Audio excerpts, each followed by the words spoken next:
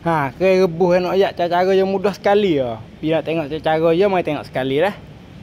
Ha, mula-mula ke kita buat air masuk dulu dah.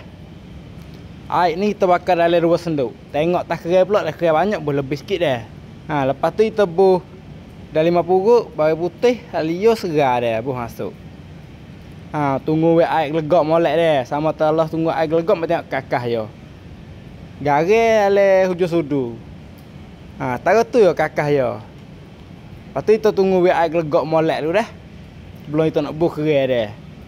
Ha, agak tak kerai agak tak air gelegak dah ke itu buh kerai masuk. Ha, lepas buh kerai kita goreng. Goreng wi kerai tu buka dah. Kalau nampak kata kerai buka tu kita boleh nak kek yo. Jangan lama sangat biar lama dak tak manis lama rasa yo. Ha, agak tu boleh dah ke itu tangguk naik. Sejak air molek dulu dah. Kalau pian nak dak air nak makan air yo tak ada sejak lama. Ha, agak tu boleh dah ke itu boleh pingin masuk. Ha ni kerai rebus yo. Kerai rebus kita tak payah li. Kalau pian nak buat turut boleh kita dah. Lepas tu jangan lupa tekan like, tekan share tak dah.